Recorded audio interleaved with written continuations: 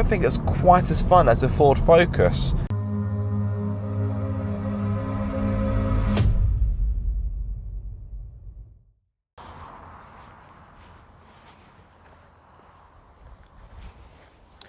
Stylish, isn't it? Lines that are sharper than a surgeon's scalpel and lights that look like they've come from the future. The car you're looking at is the brand new Seat Leon. More specifically, this is the FR variant, and FR stands for Formula Racing. As you can probably guess, that means this is a sportier one. However, if you want the full fat sporty one, you'll have to wait for the Cupra Leon. Because this is the FR, you get a more aggressive front bumper design, 17-inch alloys, sport suspension, and twin exhaust pipes, which are actually, well, like the real exhaust is underneath where you can't see it. Seat, stop doing this. First the Ibiza FR, now this. Step inside and you'll find a smart but minimalistic interior. So minimalistic you may forget you're even sat in a sportier FR. Yes, you do get a badge on the steering wheel, but that's about it. Actually, you do get scuff plates as well. But compared to an Ibiza FR I used to own, that had an FR badge on the steering wheel, the gear lever, and also on the seats as well. But that was then, this is now. You do get some sportier elements, so you get a flat bottom steering wheel with red stitching, which I really like, and these comfortable yet supportive front sport seats. I want to quickly draw your attention to the key, because look how sexy it is. Look at that, it's all black and glossy like a high-end smartphone. Hopefully that's in focus, but that really is a beautiful key. I wouldn't like to drop it though. Moving back to the interior and moving away from the sporty elements, you do get a very decluttered, stripped back interior. There's very few buttons in here. Okay, there's a few on the steering wheel, but take those aside, and yes, there's very few physical controls in here.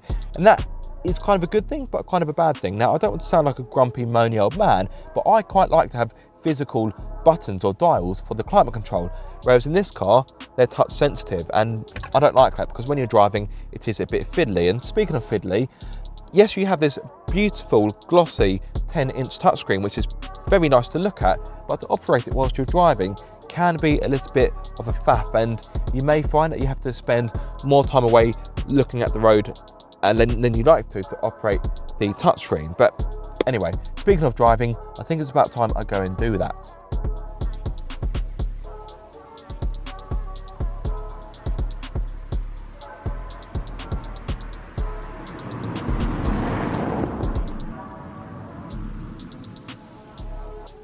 The new Leon comes with a good choice of engines, including petrol, mild hybrid, plug-in hybrid, and diesel.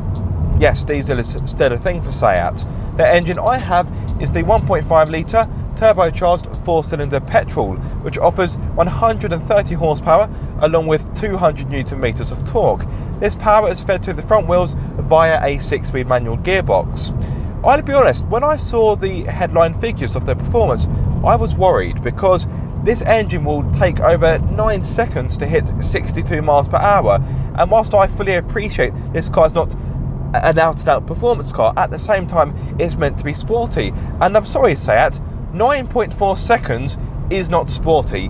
Maybe in the 80s or the 70s, but in 2020, no, that doesn't quite cut the mustard. However, in the real world, on tarmac, this engine is surprisingly peppy. It offers a good amount of performance, and I wouldn't call it fast, but at the same time, it's not quite as lackluster as I thought it would be. In fact, it isn't lackluster at all. You can get a less powerful engine, which offers 110 horsepower, but I would probably urge you to avoid it because that probably would feel a little bit sluggish, particularly when the car is laden. In case you're wondering, the top speed of this car is 130 miles per hour. The 6-speed manual gearbox has got a nice change to it. It feels well weighted, assured, solid. It's not quite as mechanical or as slick as the Ford Focus, but it is a good gear change nonetheless. Because this is the FR, I have a choice of driving modes. So I have normal, eco, sport, or individual. As you can imagine, I've spent most of my week in sport. This gives an increased throttle response, and it also makes the steering a little bit heavier as well. And the FR is a fantastic car to thread through the corners. One of the reasons for this is because this car is on sport suspension, which of course does make the car firmer, but I wouldn't call it uncomfortable. Yes, the ride is quite lumpy at lower speeds, and even when you do get up to cruising speeds, the ride may be smoother, but it's still a little bit agitated. It's never fully relaxed. However, on the plus side, I have these fantastic sports seats. They are comfortable, supportive, and quite low slung. It does help to give the Leon a sporty driving position, which is what you want in this kind of car. But anyway, back to the cornering. There's a good amount of grip from the Bridgestone Taranza tyres fitted as standard. There's very little in the way of body roll. The steering is well weighted. The feedback isn't too bad. The brakes perform well. And all in all, the Leon is a pleasing car to put through the corners. It handles the twisty stuff really well. Now, what I will say about the handling and the overall drivability of the Leon is I don't think it's quite as fun as the Ford Focus. Don't get me wrong, it's not far behind, but this feels just a little bit more, dare I say, grown up, a little bit more civilised. So if you want something a bit more playful, I'd recommend the Focus, but let's not take anything away from the Leon. It is a very accomplished car to drive. Right, let's cover practicality, starting with the boot. Open up the tailgate and you'll be greeted by 380 litres worth of space, which is about average for this class, and in fact exactly the same as the old Leon. However, if you want more space, you can have this car as an estate. That offers 617 litres, which is 30 more than before. If you want a hatchback with a bigger space, then take a look at the Leon sibling, the Skoda Octavia, as that is able to offer 600 litres. Yes, very impressive indeed. Or you can take a look at the Honda Civic. That offers 478 litres. Back onto the Leon. The space is pretty good. There is quite a large load lip into the boot though, so if you want to load bigger, heavier items or perhaps push chairs, you may find this a little bit inconvenient. If you want more space in this car, then you can fold down the 60/40 rear seats to give you 1,210 litres. The rear seats do fold flat, however, there is a lip between the boot floor and the seats, which may annoy some. On the plus side, you do get a hatch in the middle where you can feed through longer items such as skis. You get to hook either side, so you can hang up a bag of shopping, and for those of you wondering, no, you don't get a spare wheel, but you do of course get a tyre repair kit. The boot may be the same, but thanks to a wheelbase which has been extended by 50mm, there's more space inside. As always, the driver's seat has been set for me. I'm 6'2", so I am of course a taller chap. Despite this, I've got a good amount of space in the rear. I've got a decent amount of knee room, I've got plenty of leg room, and I've also got an agreeable amount of headroom, although this car has 1mm less rear headroom compared to its predecessor. I know, scandalous, right? Of course, I'm joking. One thing that does annoy me about the rear though, is there are 2 charging points, fantastic, they are USB. However, they are USB Type-C, therefore you are likely to need one of these, an adapter. This may seem like a really picky thing to complain about, but say it, what's wrong with the standard USB port? I know this is meant to be your most advanced vehicle ever, but why Type-C? Just give us a standard USB port. I don't want this. Anyway, little rant aside, let's talk about the practicality. The door bins are of a good size. I've got my bottle here, fits in just fine, that's 500ml. You've got map pockets, so you can pop your A to Z in here, or a magazine. There's no cubbies in the middle, but you do have the controls for the 3-zone climate control, so that's quite handy.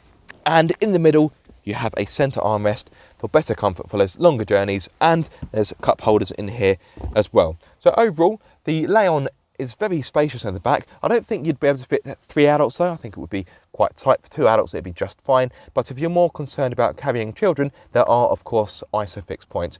So yes, the Leon, I'm impressed with the rear space. Well done, Sayat, but give me some proper USB ports, please. The front of the Leon also offers a good amount of space, and getting a comfortable driving position is easy, because the steering wheel adjusts for brake and reach like so, and the driver's seat also has plenty of adjustment. It also has a lumbar support if you're looking for that kind of function. In regard to practicality, that is most definitely agreeable. The door bins are very spacious. I can fit in a 1.5 litre bottle, And I've even got space left over for a few snacks, some chewing gum or chocolate bar, that kind of thing. In the middle, there's a slot where you can pop your smartphone, and as standard, this trim level comes with wireless phone charging. Again, very handy. You've also got 2 more of those silly Type-C charging ports. You've got 2 cup holders in the middle. I can fit my smaller bottle in there, like so. Storage underneath the centre armrest, which is adjustable, by the way. Sorry, that was a bit forceful. It is a bit stiff, though. The storage in the centre armrest. There's also a 12-volt socket if you want something a bit more traditional to charge your devices. And last but not least, you do of course get a glove box, which once more offers a decent amount of space. Right, let me peel off and hit a few more twisties.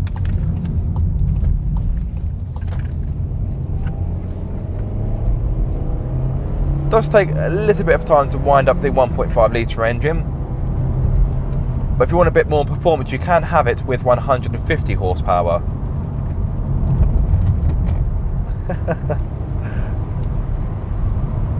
This is definitely a capable car through the corners. And if this is anything to go by, the Cupra Leon will be something quite special, I think. That'll be a very, very accomplished car. Let's touch upon Refinement. Refinement, it's okay. If I shut up for a few moments. Hopefully you can hear the road noise making its way into the cabin. There's also a bit of wind noise as well. This car is riding on 17-inch alloys. So just bear that in mind, because the bigger the alloys, the louder the tyre noise is likely to be. So let's touch upon fuel economy. So on a combined run, SEAT states this engine can offer up to 51.4 mpg, and whilst I've had the car, I'd say I've been getting high 40, so not too bad. In regard to CO2 emissions, this engine emits 125 grams per kilometre of CO2. Earlier I complained about the fact that it isn't easy to operate the climate control whilst you're moving, or indeed the touchscreen as a whole. Now let me redress the balance. To be fair, there are ways around it. For example, I have a button on the steering wheel for the voice recognition. So let me demonstrate. I'm cold. No problem. It will get warmer at the front right shortly. There we go. The Leon FR has certainly impressed, but how much would it cost you? Prices range from £19,855 through to £27,435. The model shown here is the FR, which starts from £23,185, but this particular one is £23,515 because it has a more powerful engine. Standard features include FR styling, 17-inch alloys, sport suspension, LED lights, front sport seats, 3-zone climate control, 10-inch touchscreen, digital cockpit, DAB radio, Bluetooth, smartphone connectivity, navigation, park assist, wireless phone charging and set drive profile. There's also a good amount of safety kit, including 6 airbags, speed limiter, tiredness recognition, lane keep assist and autonomous emergency braking.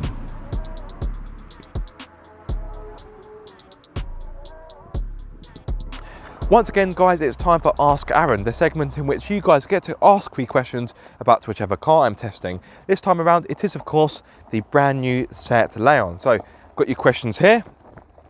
What do you think of the looks? Well, I think this is a really smart, stylish looking car, although I wouldn't say this magnetic grey paintwork really flatters the car. What I will say though, when the sun hits the magnetic grey, it's got a lovely glisten and speck to it. But if I were buying this car, I would either get it in mystery blue, desire red or emotion red, because I think they are much nicer.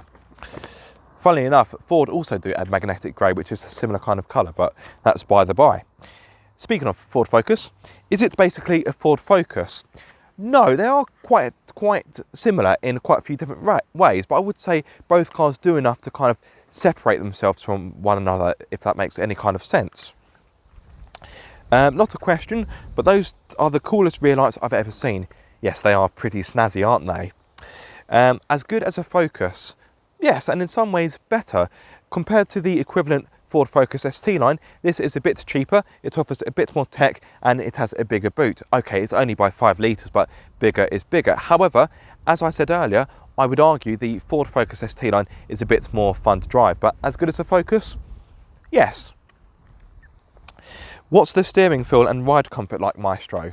I've never been called Maestro, thank you very much. Steering feel is pretty good, although from memory I would argue the Ford Focus is a little bit better. Ride comfort, it's not too bad, it is quite lumpy at lower speeds, but once you build up speed, the ride does get a little bit smoother. Would you take this over Leo? Now, if you're new to my channel, Leo is what I call my Mark II Leon Cupra, which has been modified.